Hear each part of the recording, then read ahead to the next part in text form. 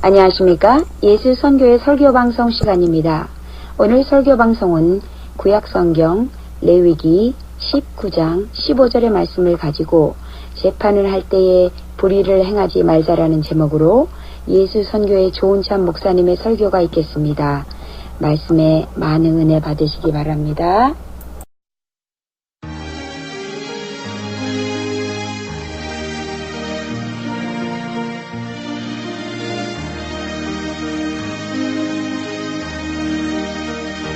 나 주님을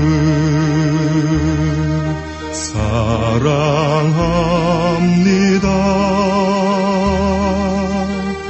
참 사랑의 주를 경배해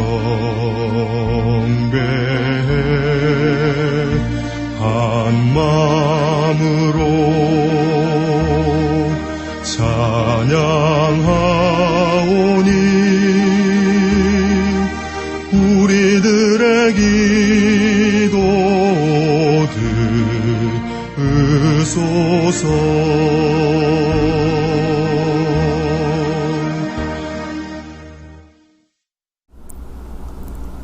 사도신경 암송하심으로 신앙 고백 드리겠습니다. 전능하사 천지를 만드신 하나님 아버지를 내가 믿사오며 그 외아들 우리 주 예수 그리스도를 믿사오니 이는 성령으로 잉태하사 동정녀 마리아에게 나시고 본디오 빌라도에게 고난을 받으사 십자가에 못 박혀 죽으시고 장사한 지 사흘 만에 죽은 자 가운데서 다시 살아나시며 하늘에 오르사 전능하신 하나님 우편에 앉아 계시다가 저리로서 산 자와 죽은 자를 심판하러 오시리라. 성령을 믿사오며 거룩한 공회와 성도가 서로 교통하는 것과 죄를 사하여 주시는 것과 몸이 다시 사는 것과 영원히 사는 것을 믿사옵나이다. 아멘.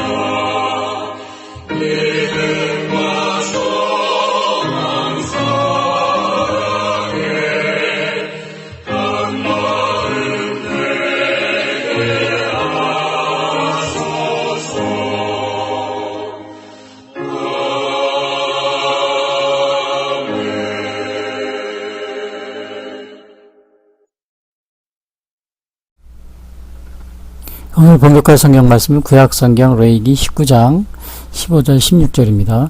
너희는 재판할 때 불의를 행하지 말며 가난한 자의 편을 들지 말며 세력 있는 자라고 두둔하지 말고 공의로 사람을 재판할지며 너는 내 백성 중에 돌아다니며 사람을 비방하지 말며 내 이웃의 피를 흘려 이익을 도모하지 말라. 나는 여호와이니라. 아멘.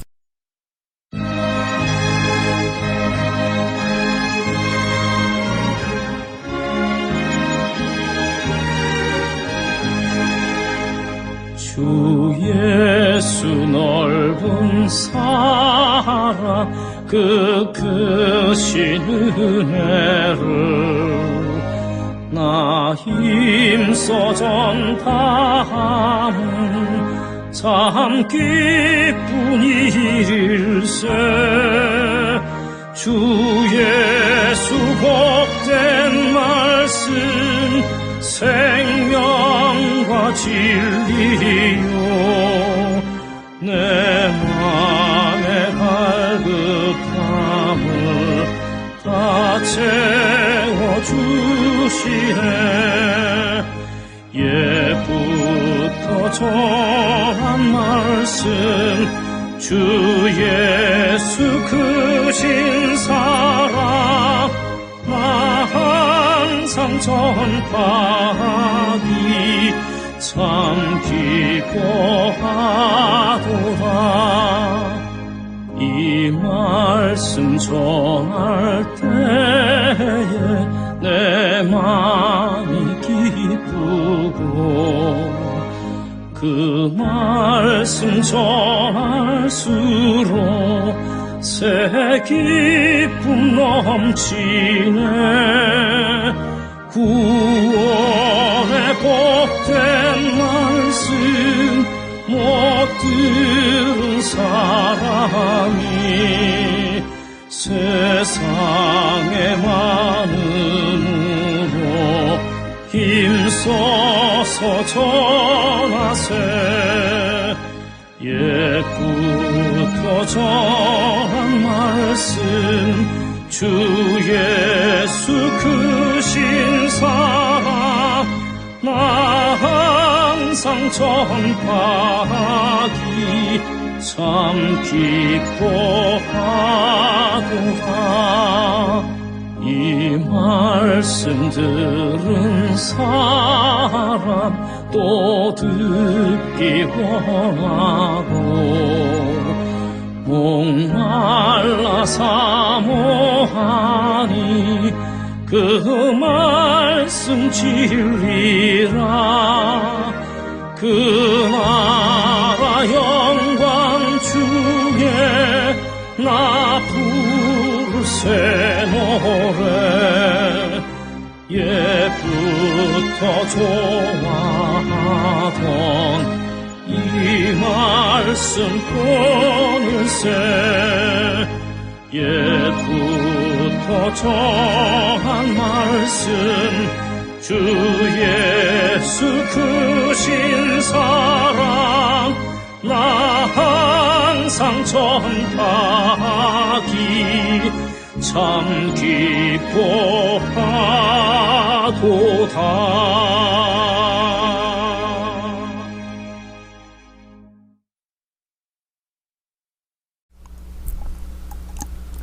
예, 오늘 전해드릴 말씀은 구약성경 레위기 19장 15절 16절 말씀 가지고 재판할 때 불의를 행치 말라라는 제목으로 말씀드리겠습니다.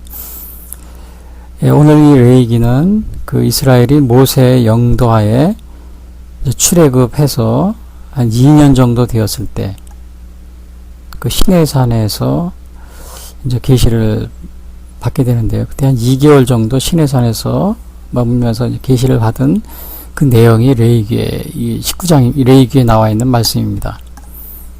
사실은 이 출애굽기도 보면 성막에 관한 성막에 대한 그러한 이제 자세한 기록이 나오는데요. 이것도 굉장히 하나님의 계시입니다. 이것도 모세가 받은 계시요. 굉장히 아주 자세하게 정말 자세하게 잘 나와 있어요. 그리고 오늘 이 레위기에는 또 이제 오늘 여러 가지 성결법, 또 제사법, 성결법, 또 개인의 사회법 이런 것들이 뭐 1장부터 23장인가 여기까지 계속 나오는데 그러니까 모세가 시내산에서 2개월 동안 이 하나님으로부터 받은 계시의 내용이 레위기에 이제 다 쓰여 있는 겁니다. 그 레위기의 주제는 나는 거룩하니 너희도 거룩하라 이겁니다. 그러니까 하나님이 거룩하니까 우리 믿는 자들도 거룩하라. 이스라엘 백성한테 얘기한 거지만 결국은 우리 믿는 자들을 정말 거룩한 생활을 할 것을 하나님이 여기에서 지시하고 있습니다. 그래서 제가 항상 이 얘기를 하지만은 이 신약에는 우리 이제 그 예수님의 구원의 단계에 보면은 우리가 이제 예수님을 믿는 구원의 단계에 보면은 뭐 소명, 뭐 중생, 의인, 칭의, 그 다음에 성화 이런 단계를 거치잖아요. 성화 뭐 근데 이것이 뭐 신약에서 사도 바울이 뭐 로마서나 아니면 고린도 전서나 후서 뭐 이런 데에서만 이야기하고 있는 것이 아니고 이 구약 성경에도 보면은 이 레위기 같은 경우는 완전히 성결한 삶을 강조합니다. 그러니까 죄악에서 멀리 떠난 삶, 성결, 내가 거룩하니 너희도 거룩하라. 이 구약이 로마서 못지않게 그 완전히 그 믿는 사람이라면 이렇게 거룩하고 성스러운 생활을 할 것을 하나님 이렇게 말씀해 주고 있습니다. 모세를 통해서 계시를 해주고 있는 거죠. 레이기 전체가 다 그렇습니다. 성스러운 생활. 내가 거룩하니 너희도 거룩하라. 그러니까 우리 마음에 죄를 품거나 죄악이 있으면 하나님과 가까이 갈 수도 없고 또 하나님의 그러한 은총을 받을 수도 없다는 그러한 내용을 아주 강조하고 있는 것이 바로 레이기입니다.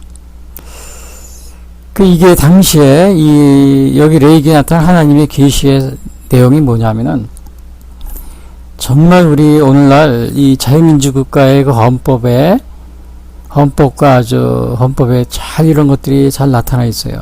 생명 존중, 그 다음에 여성을 보호한다든지요. 레이기 21장에 나와 있고요. 그 다음에 사유재산을 보장한다든지 레이기 19장에 주거의 자유 이것도 나와 있어요. 레이기 25장. 그 다음에 생존권 보장 레이기 19장이요. 그 다음에 재판 청구권, 또 약자를 보호한다든지요. 또 법적으로 평등하다. 이건 뭐 신명기에 나와 있는 17장에 나와 있지만 또 혼인관계, 아무튼 인권보호 레이기 25장 이러한 모든 것들이 이 레이기에 나와 있어요. 오늘날 보면 자유민주주의 헌법, 우리 대한민국 헌법에도 이것이 그대로 나타나 있죠. 여러분 주거의 자유잖아요. 주거의 자유. 대한민국은 주거의 자유가 있잖아요. 어디든지 우리가 이사를 이미 레이기의 구약성서에 이런 것들이 나와 있습니다. 이게 북한에는 평양에 사람들이 그 여행의 자유도 없대요. 평양에도 못 들어간대 아무나. 70년 동안 최근에 뭐 이거를 가게 했다 그러는데 그것도 또 심사를 받고 간다 그러더라고요. 이게 나라가 아니죠. 여러분 그 평양에 가려고 그러는데 북한이 말하는 사람 중심 사회죠. 북한이 말하는 사람만 들어가는 거예요. 이게 누구냐? 공산당원들이죠. 그 사람들만 사람이에요. 사람 중심이라고 그랬잖아요. 김일성이 항상 얘기하는 게 사람 중심이잖아요. 그 사람인 사람만, 북한에서 말하는 그 사람 중심인 사람에 해당되는 사람만 평양을 왔다 갔다 할 수 있는 겁니다. 여행의 자유도 없어요. 주거의 자유는 고사하고 여행의 자유도 없어요. 또 여기도 보면 이 사유재산 보장, 레이기 19장. 공산주의국은 사유재산이 없습니다. 북한 개인재산이 없어요. 땅이 다 국가 땅이에요. 왜냐? 평등하게 산다고 다 빼앗은 겁니다. 근데 평등하게 됐어요? 사람이라고는 자기들이 말하는 사람 중심인 사람이라고 말하는 공산당들만 배불리는 거죠. 국민들을 노예로 삼고. 농민들도 자기 땅이 없으니까 농사를 어떻게 돼요? 집단 농장에 가서 국가에서 정해준 집단 농장에서 일하고 거기서 배급받아 얼마 주는 거 그거 가지고 사는 겁니다. 그렇게 하다 보니까 어떻게 돼요? 전 나라 전체가 그냥 거지가 된 겁니다. 거지. 사유재산이 없고, 사유재산을 여기 레이기도 보면 사유재산 19장에 사유재산 보장해주는 게 그 사유재산도 없잖아요. 북한이. 토지도 국가고 사유재산도 없고. 좀 재산을 자본가 뭐 지주도 이런 사람들을 어떻게 해요? 다 죄악시하고 다 이 사람들을 처벌하고 가만히 가두고 나쁜 놈이라 그러고 사회주의 국가 그런 거죠. 최근에는 뭐 베네수엘라가 그렇게 하다가 나라가 망했잖아요. 다 빼앗아 가지고 국가가 한다고. 지금 우리나라가 비슷하게끔 쫓아가려고 하고 있어요. 개인의 그 사기업들을 뭐 국민연금을 통해 가지고 뭐 경영을 간섭을 그러잖아요. 대한항공도 빼앗았잖아요. 그 다음에 개인 기업들을 말 안 들으면 다 빼앗겠다고 협박을 하고 있잖아요. 국민연금을 통해서. 이거 국민들이 이런 것들은 정부가 이렇게 하지 못하게 해야 돼요. 왜냐하면 이건 이미 2500년, 3000년, 4000년 전에 이 레이기에 이미 사유재산 보장 이런 것들이 다 나와 있어요. 그런데 오늘날 이 공산주의를 따라가면서 이런 거를 서서히 이거를 아주 남모르게 이렇게 추진하고 그러는데 이거 조심해야 돼요. 국민들이요. 그래서 이게 지금 레이기를 제가 이 얘기를 왜 하느냐. 이 레이기가 이것이 5세 때니까 아마 기원전 지금으로부터 3,500년, 거의 4,000년 전에 쓰여진 이 모세가 시내산으로부터 계시에도 이런 것들이 다 명시가 되어 있다는 겁니다. 여성보호, 생명정증, 주거의 자유, 사유재산보호, 법적인 평등, 약자보호. 그러니까 이러한 것들은 다 우리 대한민국 헌법에 다 고스란히 들어가 있어요. 저 북한의 김일성은 이런 게 어디 있어요? 그냥 이런 거 없습니다. 그래서 오늘 우리 대한민국 이 자유민주 헌법이 그렇게 소중하고 중요하고, 또 이 김일성과는 다르게 이승만 대통령이 이러한 헌법을 우리에게, 자유민주 헌법을 선물로 주었다는 사실, 기초를 세웠다는 사실, 나라에 굉장히 이거는 우리가 정말 그 이승만 대통령에게 말할 수 없는 그 빚을 지고 있는 겁니다. 빚을 지고 있는 거예요. 김일성이 이게 뭐 공산화 돼가지고 했어봐요. 여러분 지금 북한 사람들 평양에도 여행을 못 간다고 그래요. 거의 70년 동안 못 가대요. 근래에 뭐 허락을 했다고 그런 것 같은데, 근데 갔는지 안 가지 뭐 이게 말이, 그런 날에 여러분이 살거나 아니면 집단 농장에서 자기 토지도 없이 농민들은 일하고 있을 겁니다. 근데 무슨 이게 나라냐, 우리 대한민국에서 이게 나라냐고 이거 노래를 지어가지고 이 부르는 사람, 이런 사람이 있어가지고 퍼뜨리는데 정신 차려야 돼요. 이거 나라냐고 진 사람, 이거 보니까 북한을 들락날락 하던 사람이더라고요. 보니까 그걸 작사 작곡한 사람이. 우리 국민들은 지금 속고 있어요.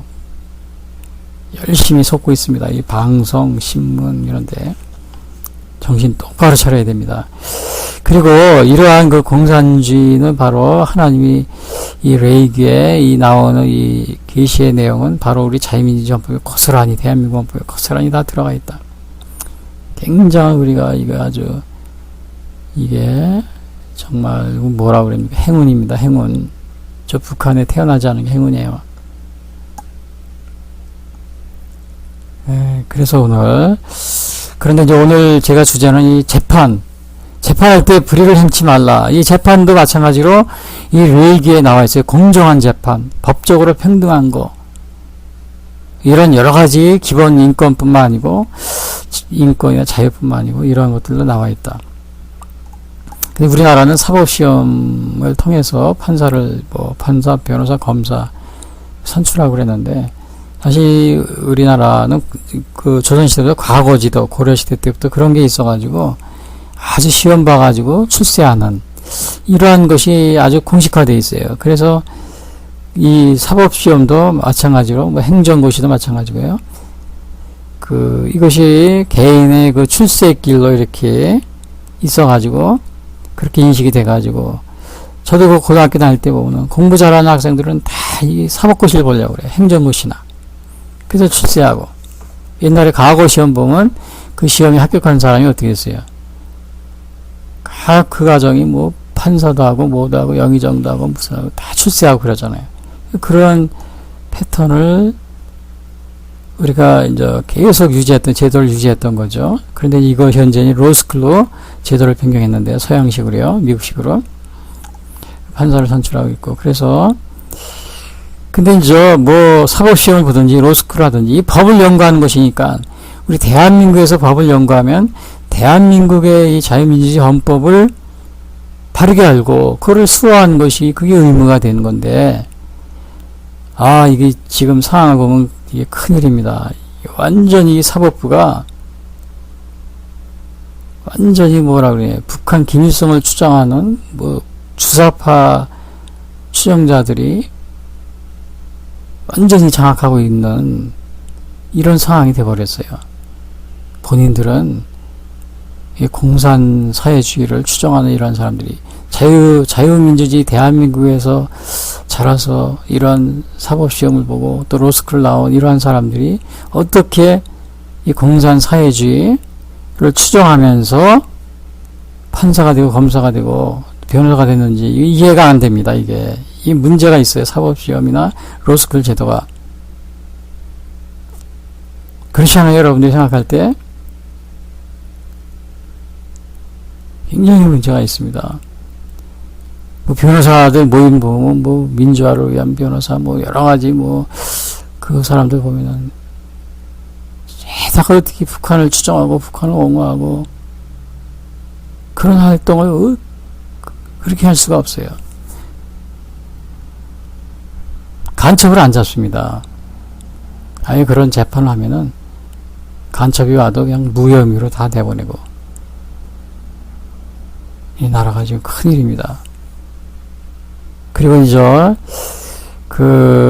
요즘에 또 이 재판 문제 때문에 큰 우리 사회가 혼란한데 그게 이제 2달 동안이나 그러니까 어느 장관 선출 법무부 장관이에요. 또 그것도 사회가 혼란하지 않습니까? 제가 이러면 안 되죠. 여러분이 다 아실 겁니다.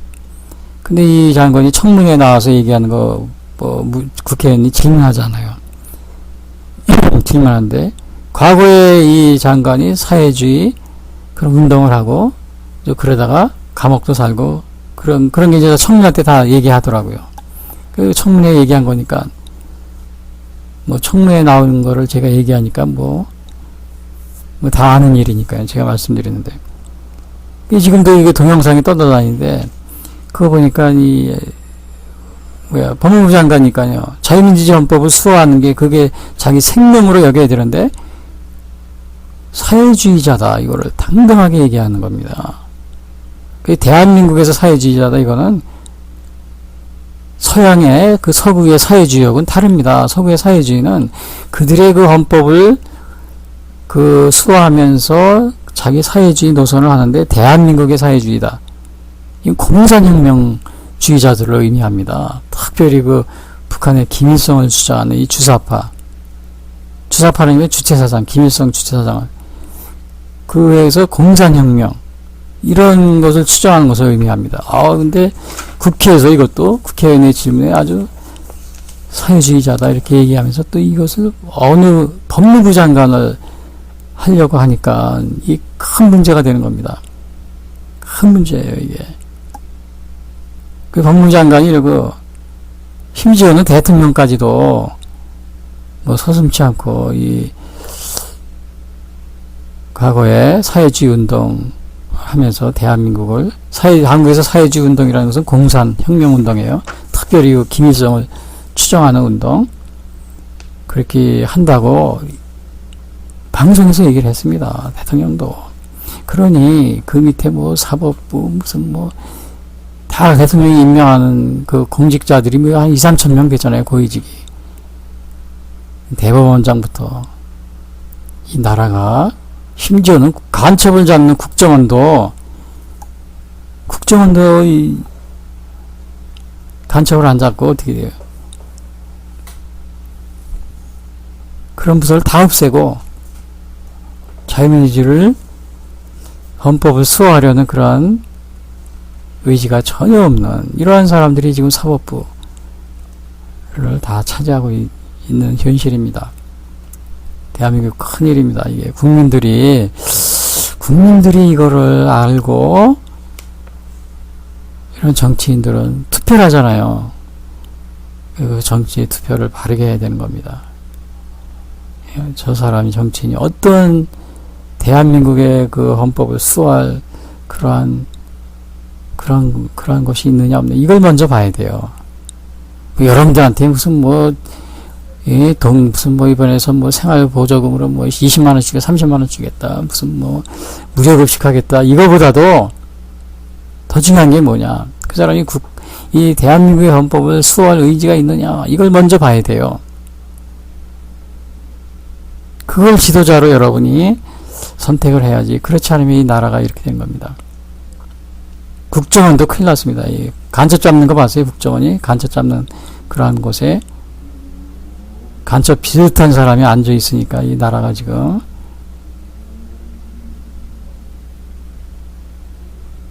크게 지금 위험에 처해 있는 겁니다. 지난번에 이 국정원인가요? 아니면은 이게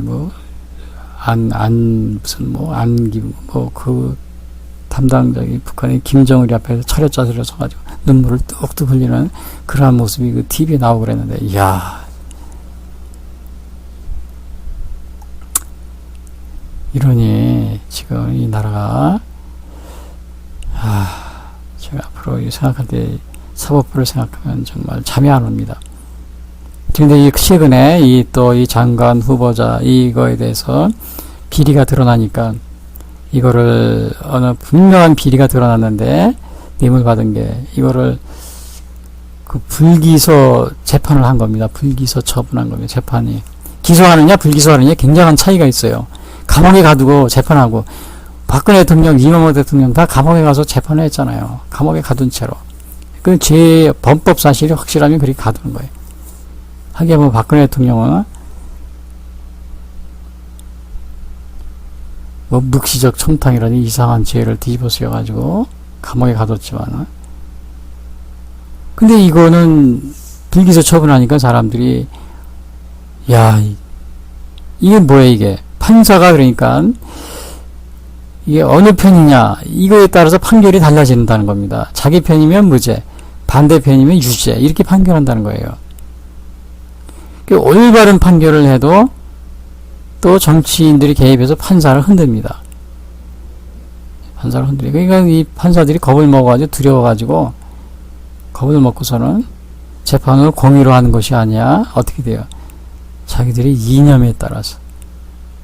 물론 여기 우리나라 헌법 제103조에는 법률과 헌법과 양심에 따라 독립하여 심판한다 그러는데 여기 양심이라는 말 이걸 없애야 돼요.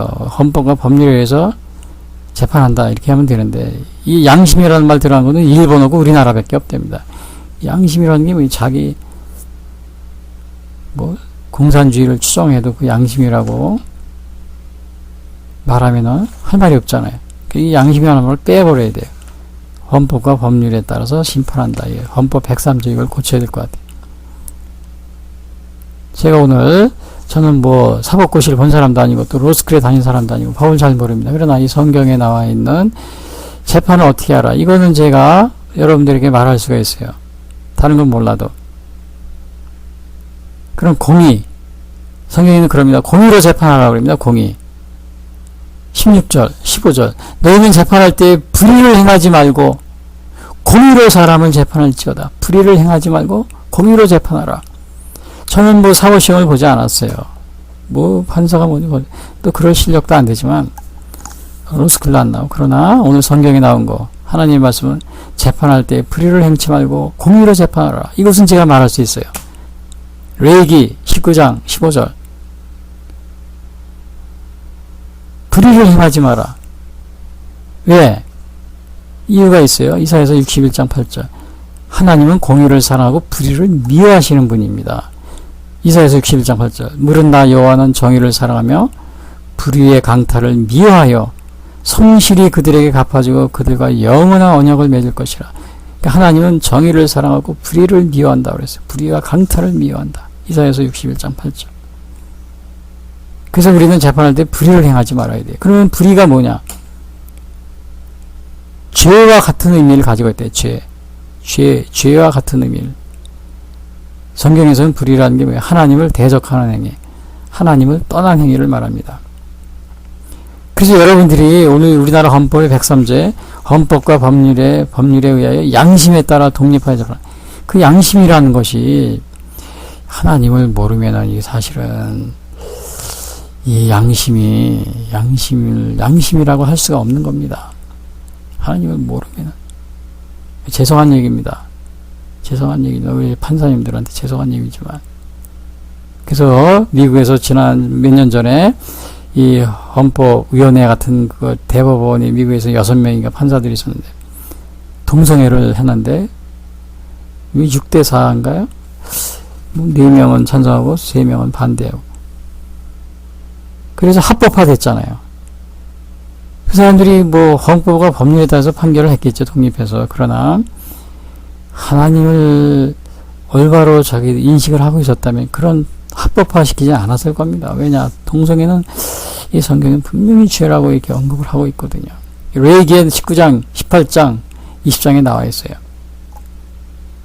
결국은 이게 뭡니까? 하나님을 모르면은 불의가 뭔지 정의가 뭔지 이거를 판단할 여러분의 양심이 뭐 이성과 양심이라고 그러죠. 이성과 양심이 항상 올바르다고 볼 수 있습니까? 그렇지 않습니다. 하나님 물론 우리에게 양심을 줬지만 그 양심도 어떻게 타락할 수가 있는 겁니다. 양심이 타락할 수가 있는 거예요. 또 불의는 뭐냐 그러면 정의는 뭐냐? 공의라고 그러기도 하죠. 불의의 반대죠. 그러면 일반 사전에서는 정의를 뭐라고 그러냐? 바르고 곧은 것이라고 그럽니다. 이것도 양심이 그걸 알 수가 있는 거죠. 양심에 의해서. 안 믿는 사람이. 소크라테스는 뭐라고 그래요? 인간의 선한 본성을 정의다. 예. 아리스토텔레스는 뭐라고 그러냐? 정의의 본질은 평등이다.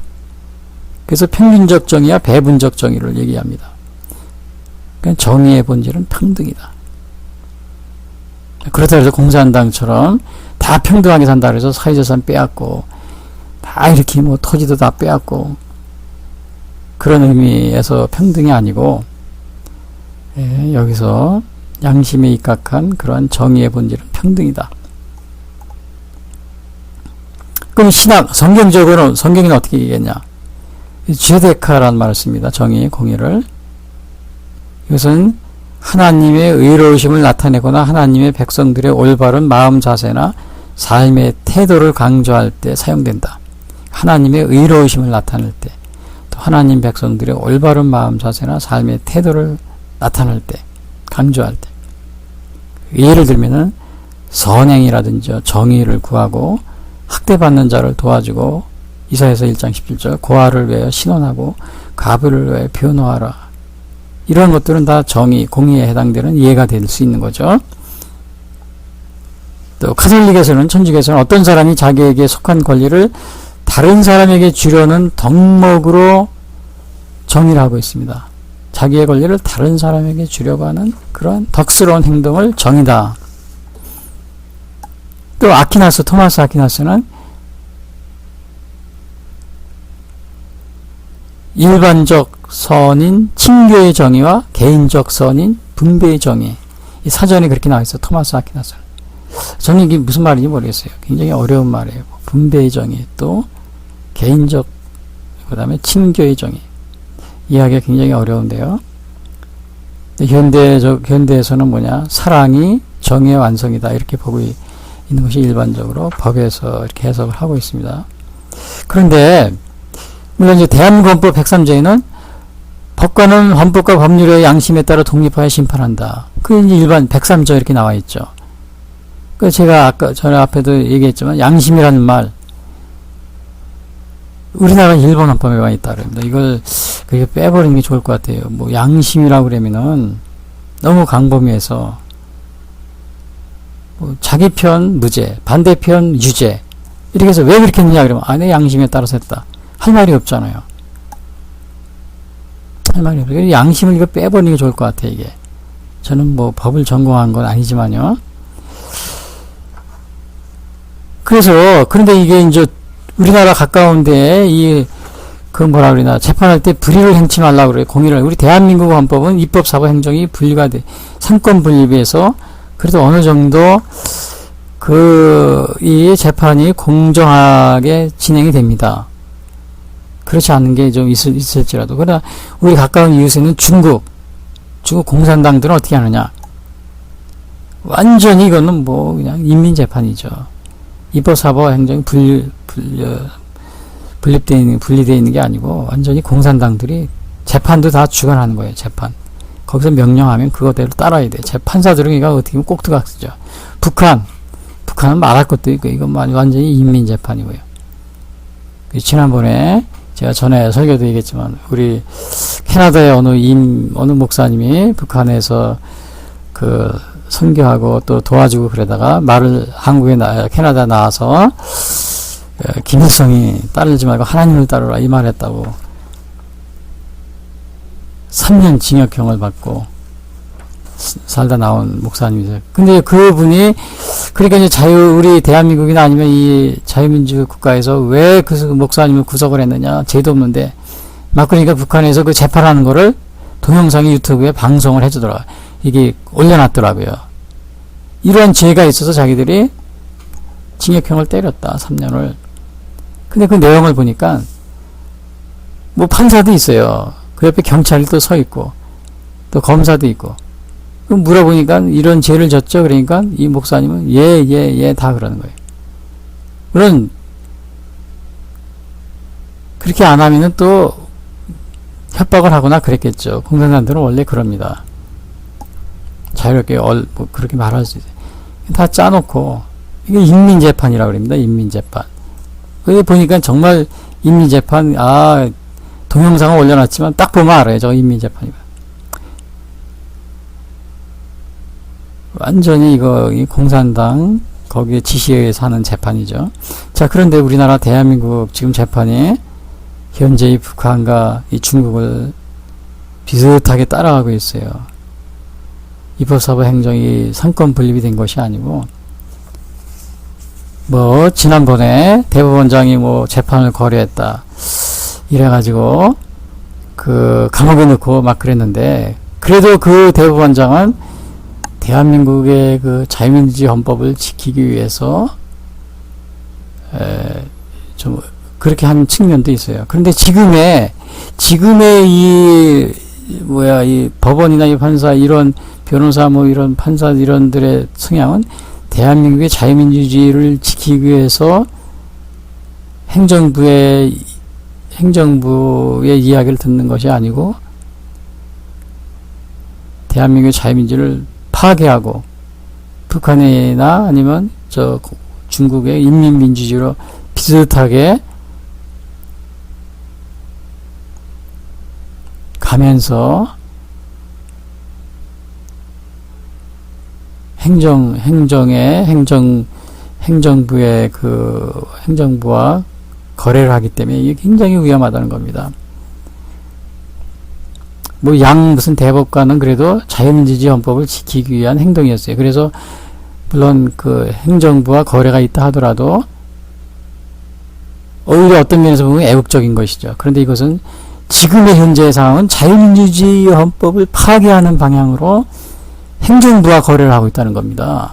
이 길에서 위험해요. 왜냐? 대표적인 예를 들면 간첩 비슷한 사람을 재판해도 다 놓아주는 겁니다.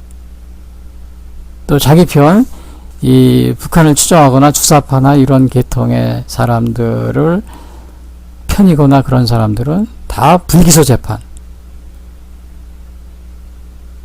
그렇잖아요, 지금. 그런 식으로 흘러가고 있어요. 그래서 굉장히 이게 지금 상황이 안 좋습니다, 대한민국에. 성경의 이 재판의 기준은 이 공의에 기초하고 있어요. 신명기 25장 1절에 보면 사람과 사람 사이에 시비가 생겨서 재판을 청하거든 재판장은 그들을 재판하며 재판하여 의인은 의롭다고 악인은 정죄할 것이라. 신명기 25장. 잠언서 18.5절. 악인을 두어하는 것과 재판할 때 의인을 억울하게 하는 것이 선하지 아니하니라. 잠언서 18.5절. 잠언서 24장 24절. 이것도 지혜로운 자의 말씀이라. 재판할 때 낯을 보아주는 것이 옳지 못하니라. 무릇 악인도로 옳다 하는 자는 백성에게 저주를 받을 것이요 국민에게 미움을 받으려니와. 재판은 이게 불의로 하면 안 되고 공의에 기초하고 있어야 돼요. 이 성경은 이 재판할 때 불의를 행치 말고 공의로 재판하라. 지금 대한민국 상황 어떻습니까? 이게 완전히 이게 무슨 뭐 주사파, 북한의 뭐 김일성을 주장한 주사파 이런 사람들이 지금 사법부를 꽉 잡고 북한의 뭐 인민재판을 따라가려고. 제정신입니까 이게 지금? 판사님들, 변호사님들, 검사님들 뭐 다 하는 그런 거 아니겠죠? 지금 거의 대부분이 정신을 좀 차려야 됩니다. 재판은 불의를 행하지 말고 공의를 재판해야 돼요. 공의로. 거기에 기초하고 있어야 돼요. 무슨 주사파입니까? 무슨 김일성을 추종하고 사회주의, 대한민국의 사회주의가 공산혁명이라 했지. 공산혁명의 이런 사상을 가지고 무슨 재판을 합니까?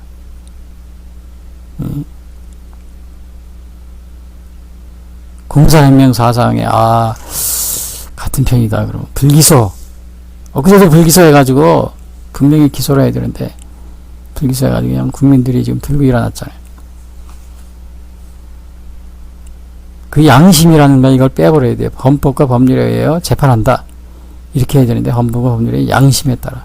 양심은 자기 주사파도 양심이라고 지금 그러고 있잖아요. 그리고 오늘 그래서 공의로 재판하기 위해서 이 레위기 19장에는 두 가지만 얘기하고 있어요. 물론 여러 가지가 많이 있어요. 근데 여기서 딱 두 가지만 얘기하고 있는데 그 두 가지 첫 번째가 뭐냐?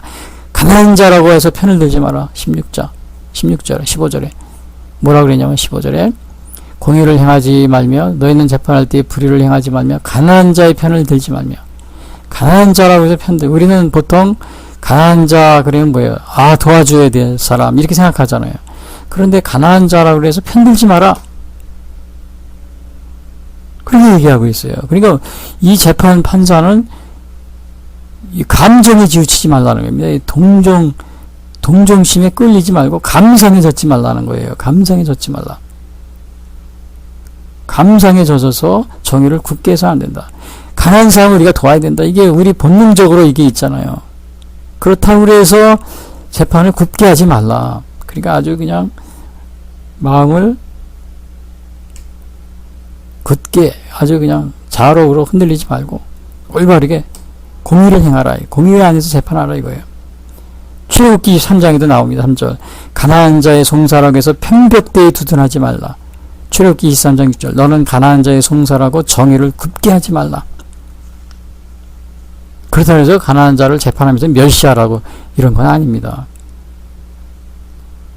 법 앞에서는 가난한 자나 부한 자나 만인이 평등하다. 이거를 감정에 지우치지 말고 공평하게 아주 정당하게 과오에 대한 정당한 가난한 자라고 정당한 처벌을 면제시켜주고 하면 안 되고 가난하다 해서 동정을 베풀어서 정당한 권리가 아닌 것을 베풀어서도 안 되고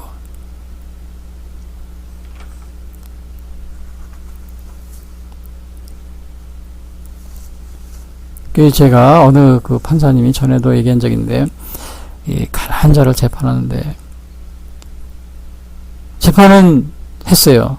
그냥 나중에 재판하고 나서 벌을 내릴 건 뭐 그 면제해 주면 안 되죠. 그러나 이 가난한 사람이 너무 살기 어렵고 또 이혼당해서 아이들이 뭐 한 대여섯 명 있는데도 자기가 다 이렇게 하고 돌보고 있고 그러니까 아이들을 굶고 있으니까 그걸 먹이기 위해서 정말 마트에 가서 몰래 고기를 음식을 훔치다가 걸려서 재판을 받는 이러한 가난한 사람을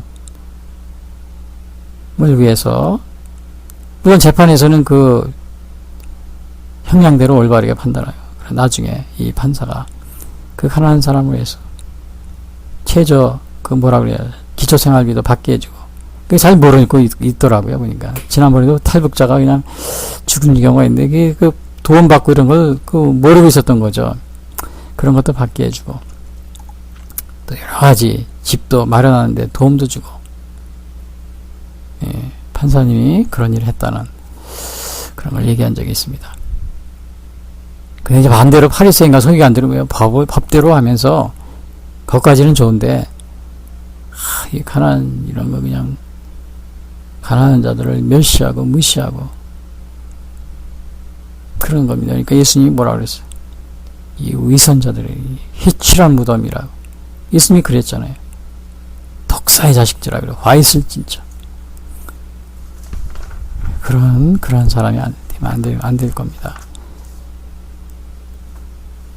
그래서 첫 번째는 뭐냐 여기서 불의를 행하지 말라. 첫 번째가 가난한 자라고 해서 편을 들지 말라. 또 두 번째는 뭐예요? 세력 있는 자라고 해서 두둔하지 말라. 세력 있는 자.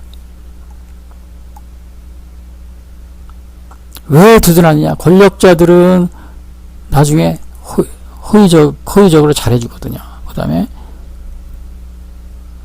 또 때로는 권력자들을 두려워하기 때문에 이게 두둔하는 경우가 많이 있어요. 또 권력자들을 존경하기 때문에 두둔하는 경우도 있고.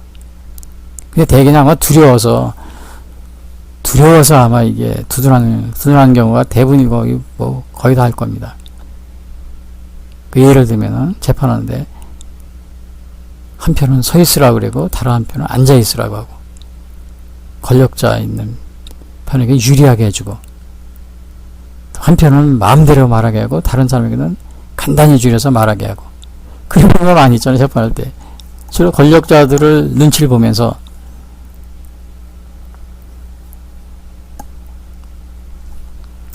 그래서 지와 지난 얘기지만 박근혜 대통령 그 탄핵 때 대통령 탄핵 때도 굉장히 그 아주 이러한 비슷한 장면을 봤는데요.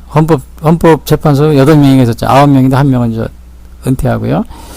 8명이 있는데 그 국회에서 기소장을 쓴 거예요. 쫙 뭐 한 2, 30까지 썼는데 그 헌법재판소에서 이거 판결하려고 보니까 재판하려고 보니까 이게 막 기소 내용이 영 아니 그냥 이상하거든요. 기소할 수 없는 그러한 그런 내용이나 마찬가지예요. 그러니까 그 기소한 국회 대표한테 검사였었죠. 다시 써오라고 이렇게 써오라고 그랬는데 그걸 가르쳐 줍니다. 요거는 이렇게 쓰고 5가지로 줄여서 이걸 합쳐가지고 이렇게 써오라고. 그래서 그걸 가지고는 박근혜 대통령이 파면이다 그래가지고 탄핵했잖아요. 판사입니다. 판사는 이게 국회에서 기소했으면 국회하고 박근혜 대통령 사이에 이거를 편을 들으면 안 되는 거예요. 그냥 만약에 그 국회에서 기소한 게 뭐 2, 30가지 신문 짜게 깨서 그냥 막 써 있었으면은 판결하기 곤란하면 기각을 하는 거죠. 이거는 기소장 자체가 기소가 성립이 안 되니까 재판이 성립됐었습니다.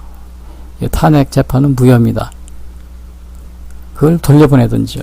그렇게 해야 되는 거죠. 근데 이거를 그 당시에도 헌법위원회 위원장이 누구예요? 헌법재판소 위원장이 막 이렇게 써오라 5가지로 이렇게 쓰세요. 알려주더라고요. 그건 뭐 같으냐면요. 축구 심판이 한국하고 이란하고 축구 경기하는데 심판이 이란이 페널티킥을 차는데 실수했어요.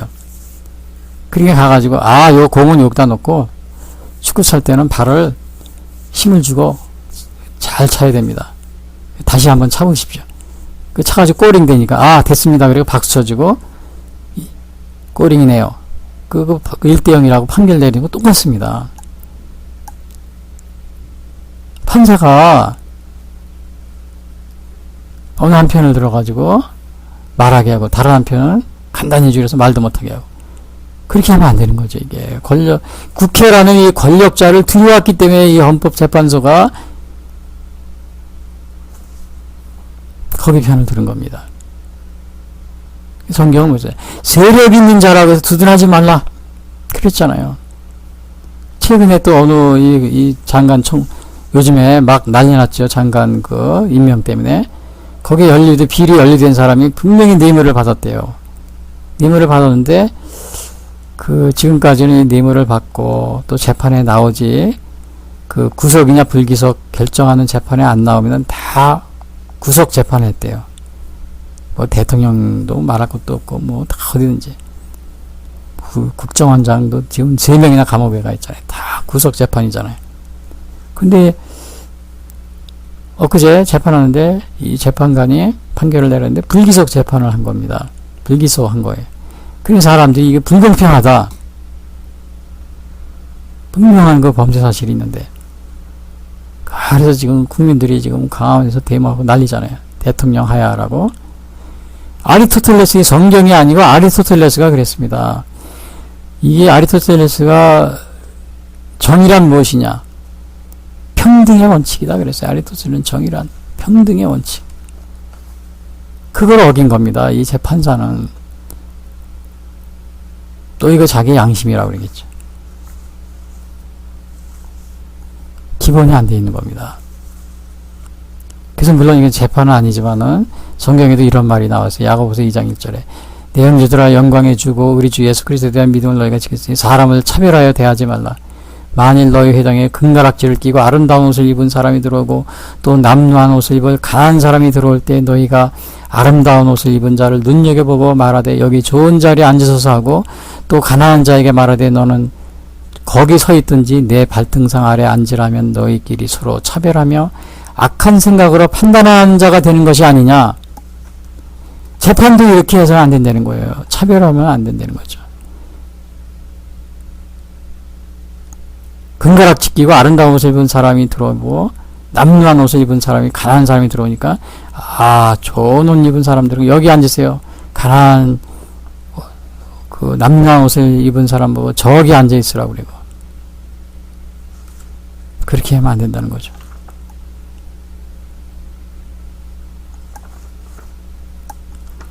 성경에서 보면 불의한 재판관이 많이 나옵니다. 그 옛날에는 그 사사 시대에 보면 사사가 재판 판사의 역할도 했어요. 근데 사무엘이 이제 은퇴할 나이가 됐는데 그 자기 아들들이 사사를 삼았는데 그 아들들이 뇌물을 받고 막 그냥 엉망으로 재판합니다. 그게 사무엘상 8장에 나와요. 사무엘이 늙음에 그 아들들로 이스라엘 사사를 삼으니 장자의 이름은 오엘이요 요엘이요 차자의 이름은 아비야라. 그들이 브엘사바에서 사사가 되니라. 그 아들들이 그 아비의 행위를 따르지 아니하고 이득을 따라서 뇌물을 취하고 판결을 굽게 하니라. 사무엘상 8장 1절 3절. 그래서 이것 때문에 결국은 이스라엘 백성들이 왕을 요구합니다. 왕. 그래서 사울왕이 왕이 됐죠. 재판을 갖다가 굽게 한 겁니다. 또 이세벨이 유명한 아합의 아내 그 이세벨이 있는데 이 사람은 완전히 어떻게 재판했냐면은 정치 재판했어요. 인민 재판. 아합 왕이 그 나봇이라는 그 포도원을 왕 그 궁궐 옆에 있는 것을 가지려고 했는데 그 나봇이 안 팝니다. 그러니까 이세벨 그 아내가 알아가지고는 어떻게 모의를 했냐면은 그 성읍 장로들에게 그 편지를 써가지고 그 나봇이라는 사람을 망대에 세워놓고 높은 데다 세워놓고 거짓 증인을 하게 했어요. 하나님과 왕을 갖다 저주했다고. 그 거짓 증인을 내세워가지고는 그 나봇을 죽입니다. 이 뭐예요, 이거? 완전 이건 뭐야? 불량자들을 세워가지고, 그것도 성경에 보면 불량자라고 그랬어요. 불량자, 두 사람의 불량자인 거짓 증인을 세워서 나봇을 모함해서 죽이고 그 포도원을 빼앗습니다. 이것도 그러니까 완전히 그 인민재판이었지, 이것도. 북한이 이런 식으로 하는 거예요. 북한도 이 거짓 증인들을 이렇게 딱 세워놓고 그 사람을 죽이려고 그러면 거짓 증인을 세워놓고 백성들 앞에서 쫙 이렇게 증언을 하게 하고 그리고선 죽이는 겁니다. 북한이 그러잖아요. 장성택이도 그렇게 죽였을 거고. 뭐 자세한 내용은 모르겠죠. 우리 목사님들도 그렇게 해서 다 감옥에 가두고.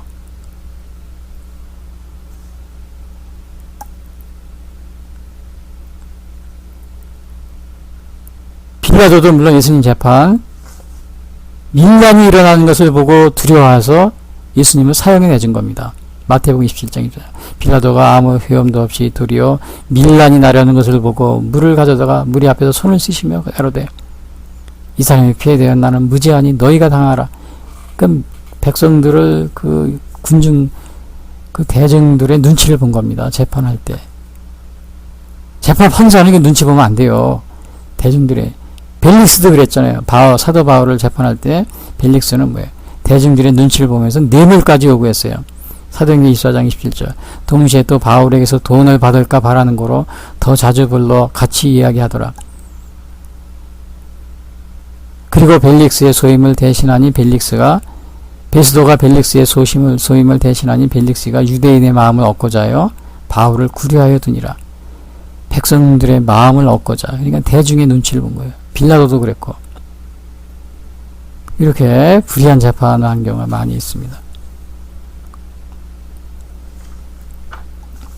오늘 여러분들이 이 레위기 19장 이걸 보시면서 여러분 역시 판사 아닙니까? 물론 이제 사법부에 보면은 그 여러 가지 판사도 있고 검사도 있고 변호사도 있어요. 다 해당되겠죠. 검사도 마찬가지고 변호사도 마찬가지입니다. 나는 불의한 재판을 하고 있지는 않은가? 여러분이 한번 스스로에게 질문해 보세요. 나는 불의한 재판관이 아닌가? 나는 가난한 자라고 편들고 또 세력 있는 자라고 해서 두둔하지 않았는가? 또 그 위에, 오늘 이건 왜 이게 나온 거죠? 그 위에 나는 재판할 때 뇌물을 받은 적은 없는가? 또 여기 사악한 그 아합의 처 이세벨처럼 나는 그 나봇의 포도원을 뺏기 위해서 거짓 모함, 거짓 증인을 세워가지고 정치 재판을, 인민 재판을 하지 않았는가? 그러니까 이거는 미리 각본을 써놓고서 재판하는 겁니다. 이 이세벨이 그랬어요. 미리 각본을 써놓고 재판했어요. 박근혜 대통령 탄핵도 그런 면이 많아요. 각본을 써놓고 재판을 한 면이. 무슨 묵시적 청탁이라는 죄가 어디 있습니까? 묵시적 청탁. 그건 죄라고 해서, 그런 죄가, 형사재판은요, 저는 사법시험을 보지도 않았어요. 법은, 그러나 제가 상식적으로 알고 있는 형사재판은 증거주의입니다, 증거. 항상, 왜냐, 형사재판은 이 벌이 엄중하기 때문에 증거재판을 해야 돼요, 증거재판주의. 근데 이게 묵시적이라는 건 증거도 없어요. 그냥 내 생각에는 그 사람들이 서로 마음이 통한 것 같아. 그러니까 죄야. 이렇게 하면 안 된다는 거예요. 근데 묵시적 청탁죄라는 걸 넣었잖아요. 박근혜 대통령 그 탄핵할 때. 그 어느 판사님, 그 이름을, 아마 그 이름이 다, 인터넷에 떠돌아다니더라고요.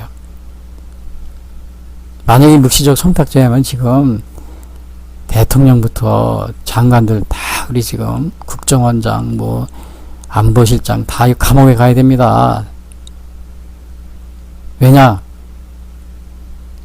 북한의 김정은이하고 다 묵시적 청탁죄를 가지고 있어요. 이거는 반국가,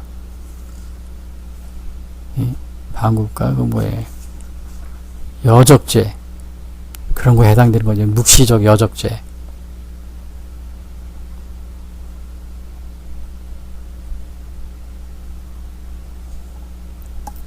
요즘에 또 이게 어느 장관 후보자 그 자녀 때문에 크게 문제가 되는데, 위조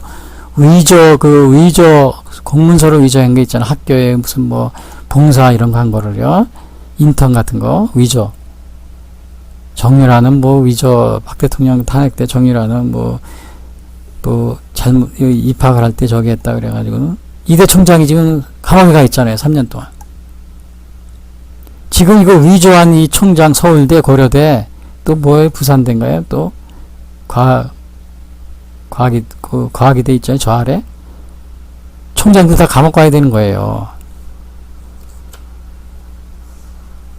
이거 왜 감옥 안 보냅니까? 아리스토텔레스가 뭐라고 그랬어요? 정의란 평등의 원칙이다 그랬어요. 평등의 원칙.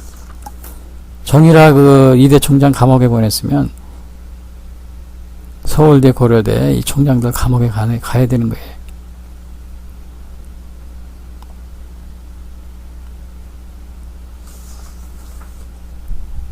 오늘 우리가 이 정의라는 개념, 물론 하나님의 그 공의, 그러한 관점도 있지만, 일반적인 관점에서도 볼 때, 이 아리스토텔레스 같은 경우는 정의란 평등의 원칙이다. 그렇게 얘기하고 있잖아요. 지금 이 평등합니까, 재판이? 왜 누구는, 어느 총장은, 이대 총장은 감옥에 가는데, 왜 서울대 총장은 감옥에 안 갑니까? 똑같이, 입학, 학사 비리인데.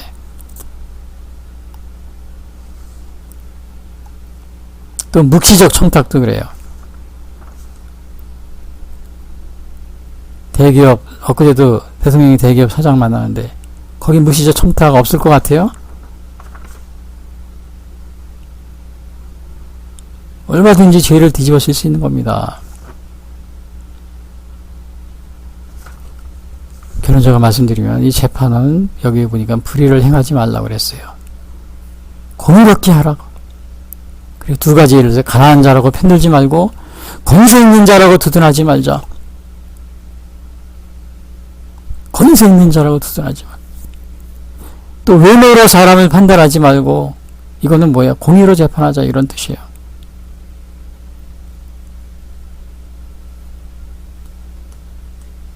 특별히 대한민국은 저 이웃들의 중국 공산당, 그래도 북한이 있습니다. 북한의 그 인민재판, 북한 중국 공산당의 이 공산당식 인민재판, 그걸 따라가려고 그랬는데 따라가면 안 됩니다. 그거 따라가지 마라. 공수처를 뭐 설치한다고 그랬는데 이거 공수처가 뭐냐? 입법사법 행정 지금 상권 분립이 되어 있는 거를, 이 공수처는 행정부 소속, 행정부 직속의 이 검찰을 그 수사기관을 두겠다는 거 똑같습니다. 이게 그런 의미예요. 그럼 이게 뭐가 되는 거예요? 그걸 그렇게 해가지고 뭐 검찰 개혁이라고 그러는데 이건 검찰 개혁이 아니고 완전히 히틀러의 그 게스타프 비밀 경찰, 그걸 만들겠다는 거고, 그런 의미입니다. 북한의 보위부, 북한에도 검찰이 있어요. 그 보위부라는 검찰. 이 사람들은 그 공산당야 직속에, 이 보위부가 직속에 있어가지고 닥치는 대로 다 그냥 다 체포하고 밤이고 낮이고 공산당에 협조하지 않거나 또 정치적으로 대치점에 있는 사람들 다 처단하는 겁니다. 지금 그걸 하는 것이 공수처예요.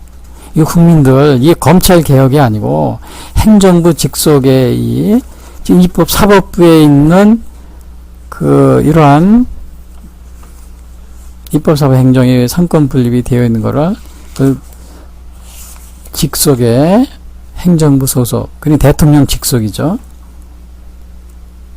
법무부 장관 직속의 그런 검찰을 다시 운영하겠다는 이러한 그 내용을 보면 또 초법적으로 운영합니다. 다 현재 기존의 검찰총장이나 검찰들이 다 이 공수처의 검찰의 지휘를 받게끔 이렇게 법을 지난번에 발의한 거 보니까 그런 식으로 돼 있어요. 이게 위험하다는 거예요. 이게 완전히 그 입법사법 행정에서 사법을 완전히 독립성을 훼손시키는 그러한 일을 하겠다는, 완전 히틀러의 그 게스타표 비밀 경찰을 만들겠다는. 제가 오늘 레이기를 이렇게 말씀드리면서 우리 대한민국의 상황이 굉장히 심각합니다. 이 사법부의 상황이. 저는 물론 사법법을 전공하지 않았어요. 그러나 우리 일개 개인이 이렇게 바라볼 때도 이 위기의식을 느끼고 이런 상황이 눈에 보이는데, 국민들은 이거를 지금 섞고 있습니다. 공산당들이 평등이라는 이름하에 완전히 북한을 노예로 만들었잖아요. 지금 대한민국도 마찬가지. 여러분들이 그 평화, 정전없잖아요. 평화. 이 평화라는 말 속에 뭐가 있어요? 이 북한을 추종하는 이 주사파나 아니면 공산주의를 추종하는 이 당들이 사회주의 혁명, 이 추종하는 이러한 사람들이 평화는 뭐냐면 무장해제입니다. 월남이 그래서 당했잖아요. 매일 신부님들이 그냥 평화, 그리고 평화협정 노래했잖아요. 데모하고. 그렇게 했어요. 하니까 무장해제를 됐어요. 남부 베트남이. 그러다 보니까 그냥 하루아침에 저 북부 베트남이 쳐들어와서 공산화가 돼서 300만 명이 그냥 학살당하고 난 100만 명은 해외로 도망가고, 우리나라도 보니까 다 이게 지금 평화 그래서 무장해제를 하고 있잖아요. GB도 철수하고 휴전선도 NLL도 포기하고, 그 다음에 어제는 또 보니까 군인들을 2020년까지 10만 명을 줄이겠다 그러더라고요. 그것도 다 보면은 이 북한의 그 남침로 아주 그런 지역만 골라가지고 또 국군을 감축시키는 것 같더라고요. 또 북한의 핵을 포기도 안 했는데, 이건 무슨 전시작전권을 미국으로부터 환수한다고 그러나요? 그걸 막 2020년까지 하겠다고 그러는데, 이거 큰일입니다. 북한에서 미사일 쏴도 무슨 미사일인지 어떤 건지 지금 우리나라는 그 첩보위성도 없어요. 그러니까 모르는 거예요. 장님이죠. 그런데 이 정시작전권을 해가지고 미군까지 지휘하면은 장님을 인도하면 어떻게 돼요? 다 죽는 겁니다. 북한은 핵을 포기하지 않은 이런 상태에서 국민들이, 참 여당도 아니고 야당도 아니에요. 이게 여당이 불리한 말을 많이 하네. 여당이 그러면 깨어나시길 바랍니다. 이거 야당이 불리한 말을 하네. 야당이 깨어나면 되는 거고요. 제 사명은 여러분들이 하나님의 말씀이 가게서 바른 길로 가게끔 하는데 제 사명이 있습니다. 그래서 이 나라가 더 이상 이런 사법부의 위기,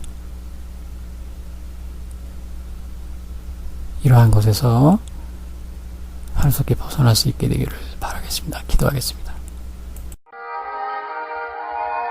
지금까지 예수 선교의 설교 방송을 시청해 주신 분들께 감사를 드립니다.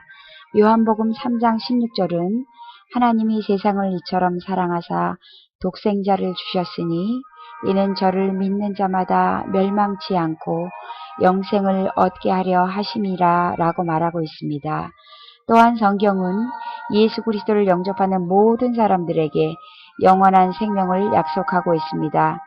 요한일서 5장 11절에서 13절은 또 증거는 이것이니 하나님이 우리에게 영생을 주신 것과 이 생명이 그의 아들 안에 있는 그것이니라. 아들이 있는 자에게는 생명이 있고 하나님의 아들이 없는 자에게는 생명이 없느니라. 내가 하나님의 아들의 이름을 믿는 너희에게 이것을 쓰는 것은 너희로 하여금 너희에게 영생이 있음을 알게 하려 함이라 라고 말하고 있습니다. 아직 예수님을 영접하지 못하신 분들은 이 시간 주님을 영접하시기를 바랍니다. 이 방송을 들으시고 기독교 신앙에 대하여 더 알기를 원하시는 분들은 예수 선교의 홈페이지 www.missionchrist21sd.com으로 방문해 주십시오. 다음 방송 시간까지 안녕히 계십시오. 하늘에 계신 아버지 이름 거룩하사 주님 나라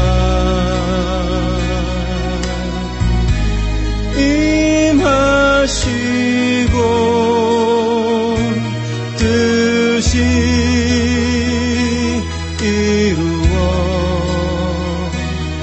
이루어지리라.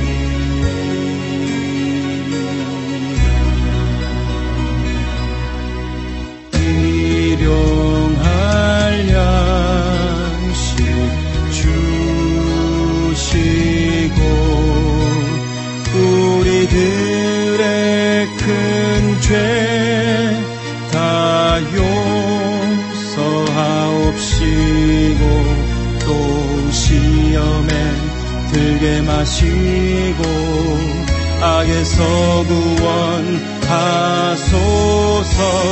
대개